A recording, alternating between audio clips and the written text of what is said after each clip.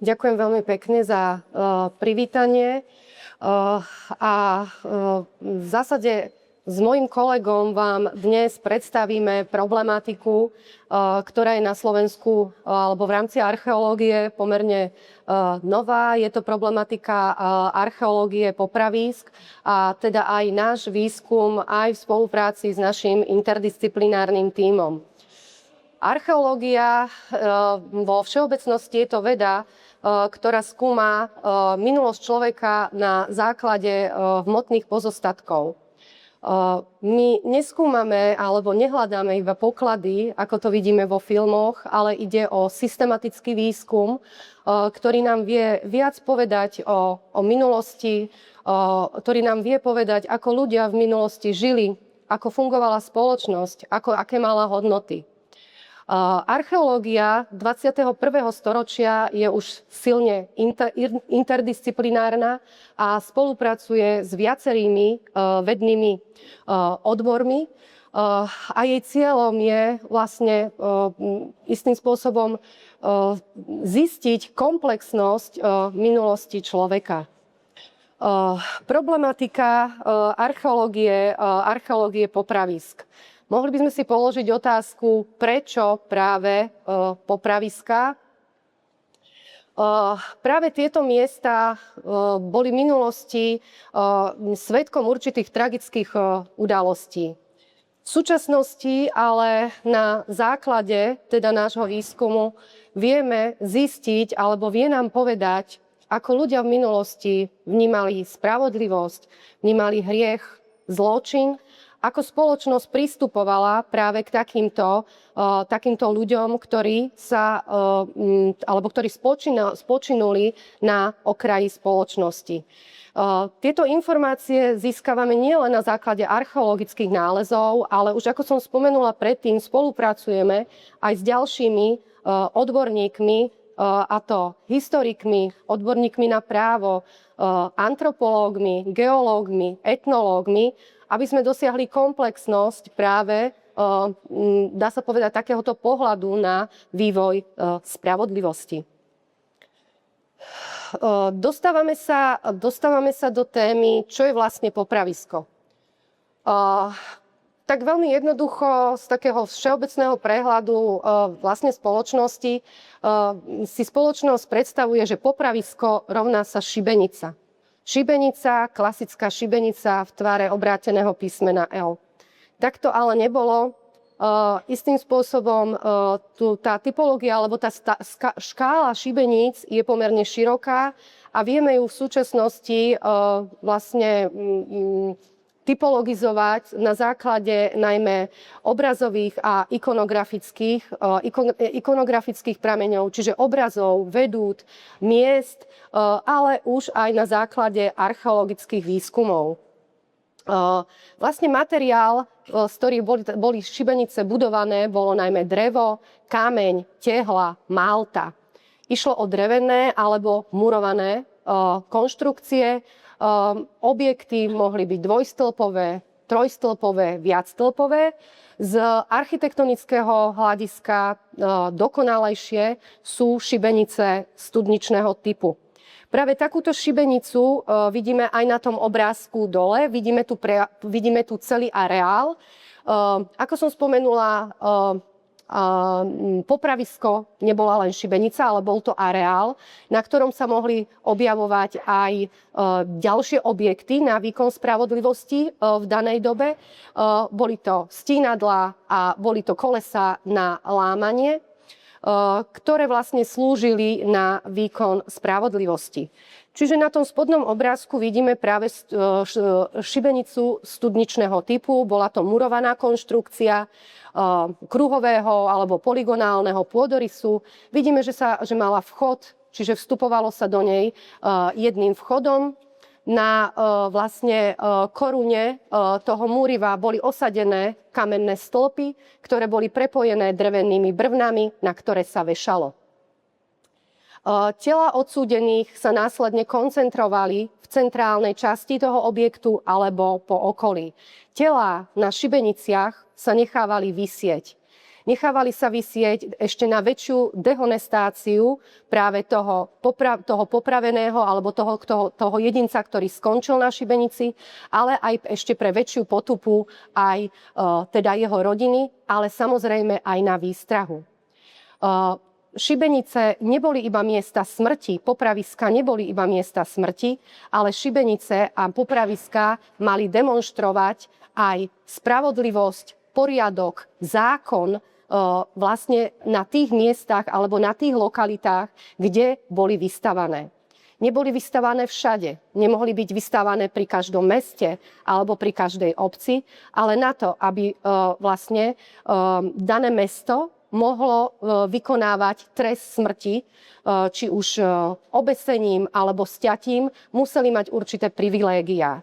Čiže bolo to privilégium hrdelného práva a v tom prípade mohli vystavať aj objekty na výkon spravodlivosti, mohli súdiť a mohli aj odsúdiť. Taktiež vidíme, že aj na tých obidvoch obrázkoch, že neboli to miesta, ktoré boli izolované.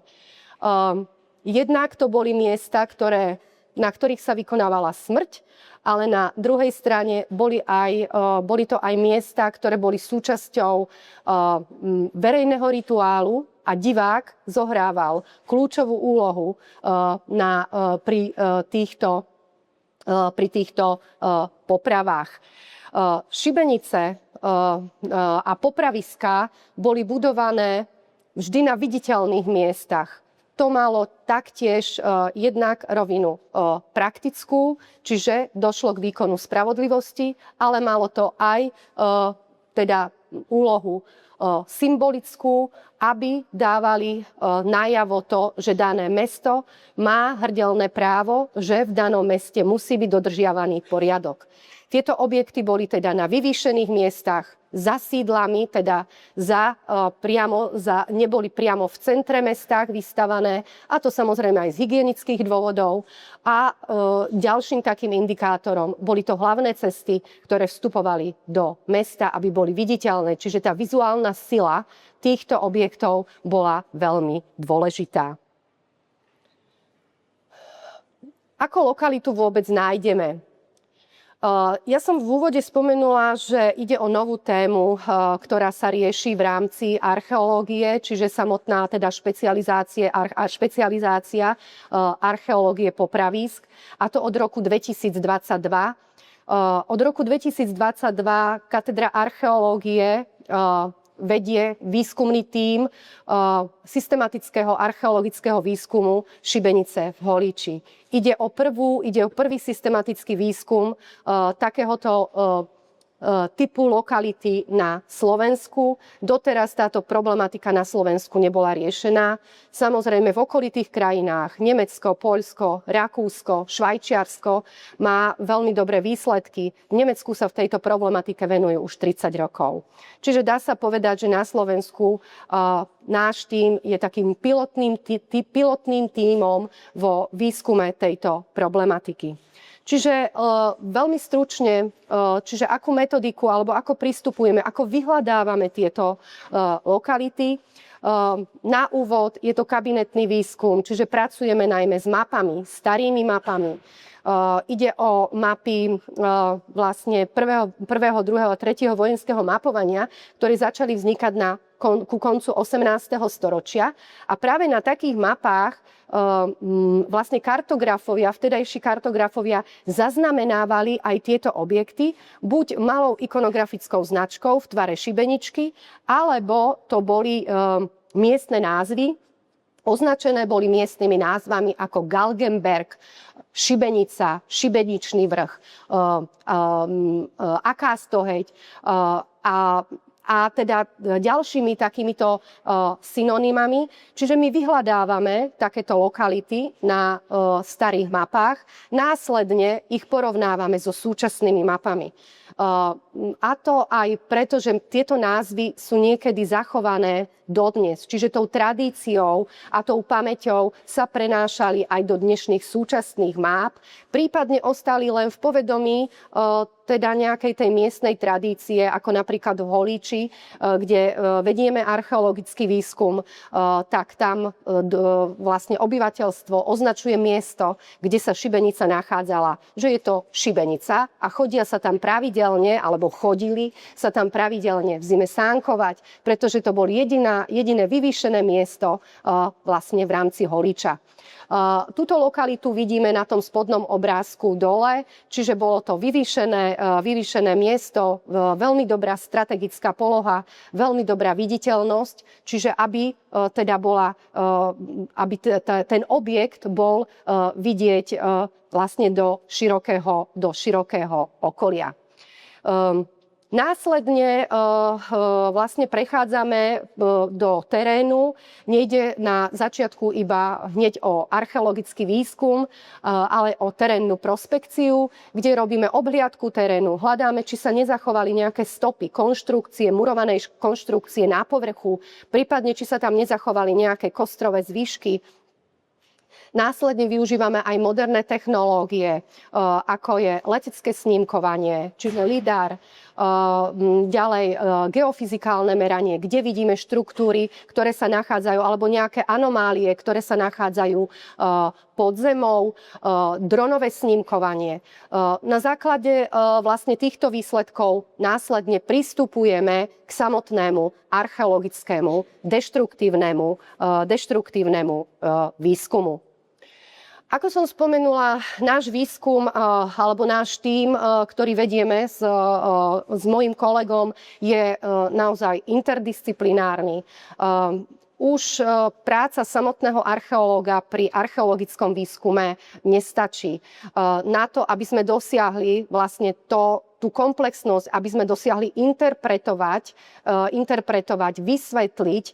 vysvetliť vlastne všetky náležitosti, ktoré súvisia s danou problematikou. Čiže archeológ vedie archeologický výskum, vedie dokumentáciu. Spolupracujeme s historikom, ktorý nám dohľadáva historické pramene a doklady o tom, že dané mesto alebo teda daná obec mala hrdelné právo, nejakú zmienku o tom, že v starých prameňoch sa objavilo, že sa niečo nachádzalo na šibenici alebo pod šibenicou, čo nám tiež pomáha k samotnej lokalizácii. Samozrejme pracujeme s odborníkom na právne dejiny, pretože sa týka táto problematika trestov, čiže veľmi úzko spolupracujeme s historikom. Veľmi dôležitú úlohu zohráva antropológ. Antropológ je s nami aj pri samotnom archeologickom výskume, čiže pri odkryve, ale taktiež jeho práca nastupuje aj po skončení archeologického výskumu a pri spracovaní najmä kostrových pozostatkov, ktoré sú v podstate najtypickejšie istým spôsobom nálezy, ktoré na takomto type archeologického výskumu nachádzame. Dôležitý kontext je, alebo dôležitá spolupráca je aj s geografom, čiže našim cieľom doplniť tú komplexnosť je aj vlastne rekonštruovať obraz historickej krajiny danej doby. Na záver máme spomenuté prírodovedné analýzy. Prírodovedné analýzy v súčasnosti nám vedia veľmi veľa povedať, najmä nielen o teda samotných jedincoch, ktorí skončili na šibenici alebo teda na popravisku, ale aj o samotnom kontexte fungovania týchto objektov. Práve v súčasnosti aj s výskumom v Holíči prebiehajú najmä analýzy DNA, kde aj čakáme na výsledky. Čo nachádzame na takýchto archeologických výskumoch? Vlastne lokalita popraviska je odlišná od akýchkoľvek iných archeologických lokalít, ako sú pohrebiská alebo sídliská, kde ten materiál naozaj nie je taký rozsiahlý, ako nachádzame na týchto typoch lokalít. Pre nás ale všetky nálezy, ktoré nájdeme, sú veľmi hodnotné. To, čo nachádzame, sú základy murovaných stavieb. Práve v Holíči sa nám podarilo zachytiť vlastne základy murovanej dvojstĺpovej šibenice, ktorá bola prepojená kamenným múrikom, ktorá je prvá v rámci Slovenska, kde sa nám práve takýto objekt podaril zachytiť. Náš výskum sme momentálne rozšírili už na celé západné Slovensko. Ďalej sú to predmety, ktoré súvisia či už s výstavbou šibenice, alebo teda s tými, ktorí pod šibenicou skončili, či sú to klince, reťaze, kovové prvky. Súčasti odevu vo funkcii opaskových praciek. Odsúdenec na šibenicu odchádzal zbavený majetku. Čiže nemôžeme si predstavovať, že tu nájdeme nejaké honosné nálezy. Ale práve aj tieto sú pre nás veľmi dôležité. Samozrejme keramika. Šibenica alebo popravisko nebolo iba miesto smrti, ale bolo to v rámci stredovekej a novovekej spoločnosti aj miesto smetiska. Boli to nečisté miesta, čiže nachádzame tú keramiku, ktorá vlastne nám ide od praveku až po novovek. Veľmi dôležité nálezy sú ľudské pozostatky a zvieracie kosti. Veľmi dôležitý je kontext. A v akom kontexte nachádzame práve týchto jedincov, ktorí skončili pod šibenicou. V Holíči sa nám podarilo ich identifikovať 13. Mali sme šťastie, že mnohí sa nachádzali dá sa povedať, v anatomických polohách. Vidíme tu dva príklady. Ten prvý je práve príklad devianského hrobu, čo je niečo významné pre nás, výnimočné, nielen v rámci Slovenska, aj v rámci Európy. Čiže bol to jedinec, ktorý bol v anatomickej polohe, kde mu bola naznačená aspoň z časti nejaká hrobová jama. Mal okolo 50 rokov, bol jeden z najstarších a vlastne rádiokarbonovým datovaním bol zaradený do 14. storočia. Vidíte, že bol prekrytý kameňmi. To znamená, že to bol ten, ktorý sa nemal vrátiť. Čiže ľudia sa báli mnohých ľudí, ktorí tam skončili. Pravdepodobne nemáme písomné pramene, prečo práve. Áno, mohlo ísť napríklad aj o sebevraha, pretože aj sebevrahovia nekončili v posvetenej pôde, v cirkevnej pôde, ale na šibeniciach. Na druhom obrázku máme príklad práve dekapitácie, čiže sťatia. Vidíme, že hlava bola daná, položená do priestoru medzi stehenné kosti, čo bolo tiež istým spôsobom dehonestujúce, čiže bola v blízkosti panvy a takisto máme aj znaky po sťatí na krčných stavcoch. Mohla by som ďalej rozprávať, ale teraz predám slovo môjmu kolegovi. Ďakujem za slovo. Všetkým dobrý deň, ešte raz prajem aj ja. Nadviažem na to, čo hovorila moja kolegyňa. Tak ako aj iné vedecké disciplíny, tak aj archeológia, keď aj spolupracuje teda so širším spektrom tých rôznych vedných odborov, tak aj v podstate od toho sa teda odvíja aj to, aké otázky výskumné si kladieme, napríklad my aj pri konkrétne našom výskume. To znamená, že v tom prípade, že sa snažíme do našich klasických nejakých archeologických spôsobov včleňovať aj teda tie postupy z iných vedných disciplín, najmä z prírodných vied, tak to nám potom vlastne otvára celkom široké otázky, také výskumné, ktoré si my v podstate s tými metódami vieme potom ako keby otvoriť na novo. To znamená, ak aj budeme používať nejaké prírodovedné metódy, určite si vieme zodpovedať potom, v prípade teda, že sa nám podarí na tie otázky zodpovedať. Veľmi široké množstvo informácií aj o tom živote tých jedincov z tej tzv. Okrajovej spoločnosti alebo z takej tej marginalizovanej spoločnosti, ako sa to odborne nazýva. To znamená, že nie je to už len o tom, že máme nejaké mená v nejakých súdnych spisoch alebo popravení za to alebo za to, ale už si vieme zodpovedať napríklad aj také otázky v prípade povedzme tými DNA analýzami, že napríklad odkiaľ bol ten dotyčný jedinec, lebo v tých písomných prameňoch sa nám niekedy objavujú aj ľudia, ktorí sú ako keby nie túzemskí, že sú z odinakiaľ a sú popravení práve na tom mieste úplne vzdialenou stovky kilometrov častokrát. Hej. Vieme si napríklad zodpovedať otázky aj zdravie a výživy, hej, čo už nám z časti odkryje antropológia a potom napríklad tie nejaké analýzy izotopov a DNA nám to v podstate vedia potom potvrdiť alebo zase prísť nejakými ďalšími. Potom je tam napríklad ďalšia otázka, že či žijú napríklad fyzicky náročný život, čo v tej marginalizovanej spoločnosti, teda v tej okrajovej spoločnosti, nemusí byť zase úplne niečo neštandardné, aj keď teda vieme, že celkovo ľudia v podstate mali tie nároky na život v podstate oveľa drsnejšie, ako máme byť dnes. To znamená, že sa to odrazilo potom aj na ich kondícii a povedzme na ich nejakých aj tých kostrách a tak ďalej. No a napríklad aj to, že či tam máme nejaké stopy po treste alebo násilí, to znamená, či už je to nejaké formy trestu, povedzme mučením, to sa nás často ľudia pýtajú, či na tých kostiach vidíme stopy po mučení, alebo teda napríklad po tom samotnom výkone trestu smrti, že či tam teda vidíme nejaké znaky popravy konkrétnej.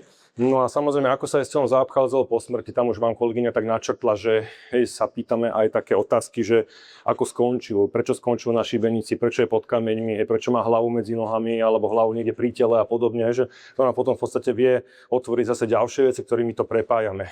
No a napríklad antropológia, to je veda, bez ktorej by sme sa v tomto veľmi nepohli, lebo ako my to vieme riešiť z archeologického hľadiska, ale spolupráca s antropologom, tak tá nám vie ukázať ozaj, že už priamo v teréne napríklad pohlavie, dokonca aj približný vek sa dá určiť, hej, keď máme teda dostatok, povedzme, dobre zachovaný kostrový materiál.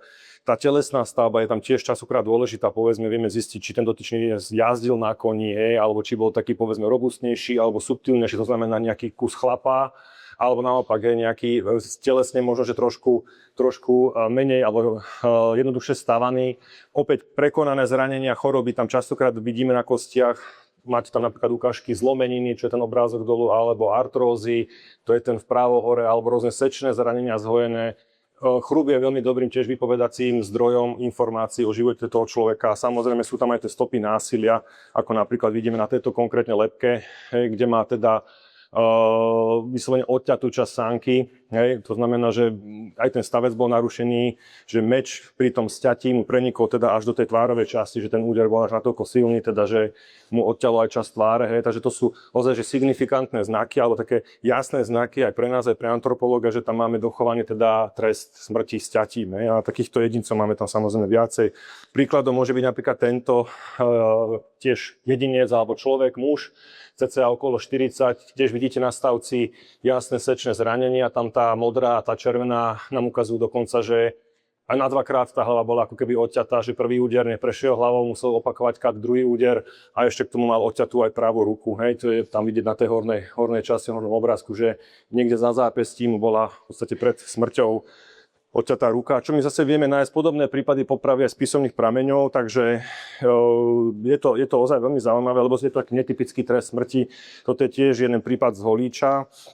No a toto už ideme potom ozaj do tej interdisciplinárnej oblasti, kde teda spolupracujeme s prírodovednými disciplínami. Tu napríklad vidíte len tak zhruba v obrázkoch, hej, napríklad sa zisťuje stresové faktory na zuboch, to znamená, že zuby, určité typy teda zubov sa vyslovene prepília na také veľmi jemnučké, tenké profily a pod mikroskopom sa v podstate sledujú také tie vrstvičky, ktoré sa vyvíjajú v živote jedinca v tej zubnej sklovine do nejakého 25. roka a tam môžeme vidieť na tých tmavých líniách nejaké stresové faktory, ktoré teda v tom veku, v tom rannom, možno detskom alebo začiatkom toho dospelého veku sa u neho ako keby prejavovali. Samozrejme opäť musíme si položiť zase otázku, či nám to niečo povie v podstate v zmysle, povedzme, vykonávania toho trestu. Skôr nie, ale môže nám to povedať niečo možno o tom marginalizovanom prostredí napríklad, že tí jedinci sa teda vyvíjali, kde rástli, hej, môžu tam sa prejaviť napríklad nejaké, teda v tých líniách sa môžu prejaviť nejaké, povedzme, stresové faktory súvisiace s nejakým ťažkým ochorením v mladosti, v detskom veku, alebo aj psychickou záťažou veľmi silnou, teda, hej, a sa to teda v tej sklovine prejaví. A potom napríklad v spolupráci s antropologom vieme pristúpiť už priamo k rekonštrukcii tvárovej podoby tých daných jedincov. Je to veľmi dlhý, exaktný proces, kedy teda vychádza to z rôznych dát, z rôznych analýz, pracujeme v digitálnom priestore, ale hej, sa tam potom vedia veľmi pekne ako keby aplikovať tie zistenia práve, ktoré nám ponúkajú aj tie prírodovedné disciplíny, povedzme aj rôzne analýzy, povedzme izotopov, ako napríklad vidíme tu, konkrétne pri tomto jednom jedincovi, tak vek cca 60, To je taký jeden z Holiča, jednoho z najstarších pánov a toto je práve ten, ktorý bol skončený a u ktorého dali po tie kamene, ktorého sa teda po smrti báli. Tu sme teda realizovali aj izotopové analýzy, kde sme hľadali také v podstate chemické prvky, ktoré sa ukladajú v kostiach alebo najlepšie v zuboch a vieme ich, teda špecifickými postupami v laboratórnych podmienkach vieme extrahovať tie chemické prvky, ako napríklad kyslík, dusík a ešte uhlík a vedia nám potom povedať napríklad niečo, hej, povedzme, čo jedol, hej, v podstate aká bola jeho strava, či už rastlina, živočíšna. Pri tom kyslíku vieme určiť napríklad aj akú vodu pil, hej, a napríklad zaujímavosťou bolo aj to, že napríklad v jeho strave sa markantne objavili konzumácia sladkovodných rýb a to nám zase dávalo takú trošku taký zdvihnutý prst alebo taký výkričník, aj keď sme robili ďalšie analýzy, napríklad C14, to znamená, že sme sa snažili zistiť teda vek tých kostrových zvyškov a v podstate tá konzumácia sladkovodných rýb môže ovplyvniť aj výsledky C14, teda radioaktívneho uhlíka. Takže tie izotopy nám pekne v podstate doplnili aj, respektíve nám naznačili zase ďalšie možnosti datovania tých ľudí. No a nesmieme zabúdať na to, že sme archeológovia, to znamená nie len povedzme zisťovanie chemických prvkov v ľudských kostiach, ale my to musíme porovnávať aj s tou materiálnou kultúrou, to znamená s tými nálezmi, ktoré nájdeme, samotným archeologickým kontextom, to znamená, kde ich v tom popravisku nájdeme. A to všetko v podstate sa porovnáva, môžu tam narastať nejaké ďalšie otázky, ktoré si nevieme zodpovedať, ale zodpovedáme ich aj potom ďalším výskumom.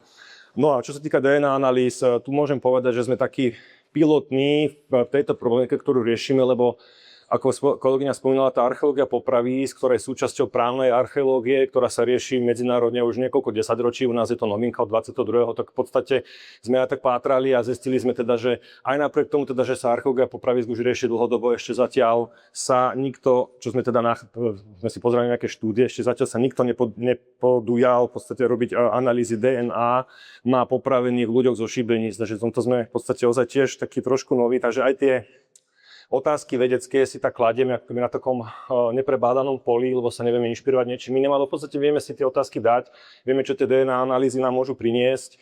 To znamená, že určite si tam budeme klásť otázky príbuznosti, napríklad tam vidíte tie dve kostry, tí sú z Holiča, máme ich datovaných do 14. storočia, ale to znamená, že ich dali v podstate pod šibenicu naraz, nešli tam ako keby rozdielne, lebo to aj kontext tých kostí tam jasne o tom ukazuje. Ale teda boli bratia, alebo boli nejako rodinné späty, to zatiaľ nevieme. To by tiež tá DNA analýza nám mohla ukázať.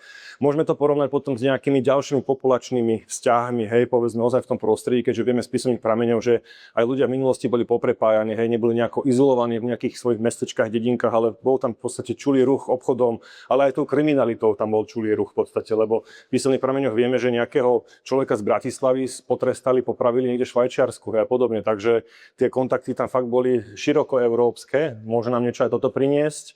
A samozrejme musíme si dať veľmi veľký pozor na to, že čo sa vlastne z tých DNA analýz dozvieme, lebo opäť v tejto problematike sme jedni z prvých, alebo ak nie teda prvý a musíme to opäť s tými našimi nejakými dátami, ktoré máme aj s písomným pramením veľmi opatrne vysvetľovať, alebo teda interpretovať, keď to poviem tak zložitejšie a dávať si teda pozor na to, že čo vypustíme do sveta, lebo je to ozaj niečo zatiaľ nové. Tie DNA analýzy sa dozvieme, výsledky sa dozvieme koncom možno tohto roka, alebo budúci rok niekedy, lebo tie vzorky sa len pred nejakými pár mesiacmi odoberali. Je to dlhý proces, zložitý proces. My sme dávali robiť až teda 13 jedincov, to znamená v podstate kompletne.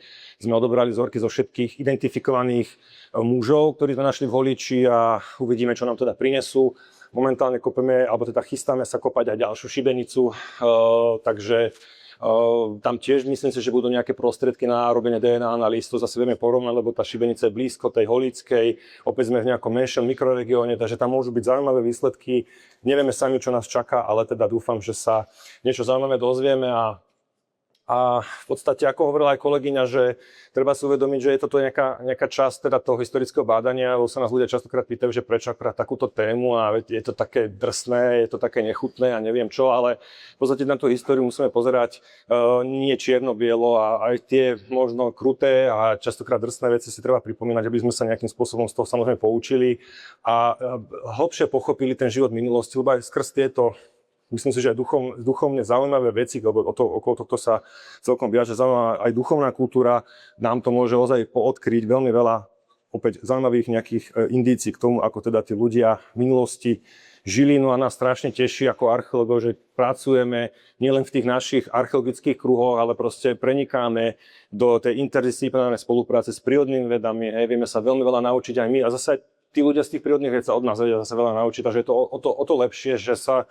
v podstate a zistujeme, že to má ozaj obrovský význam pre jedných, aj pre tých druhých a my už v podstate ich ani nevnímame, alebo tých kolegov z oblasti prírodných veď nevnímame ani, že to je niekto iný, že nejaký iný vedný odbor, ale vnímame sa rovnako a čo je na tom úplne krásne, že sa takýmto spôsobom vieme pekne doplňať. Tá naša práca má, by som povedal, ako keby úplne inú príchuť. Ja vám ďakujem za pozornosť, budem rád za otázky, budeme sa ich pokúšať zodpovedať samozrejme a ďakujeme teda ešte raz.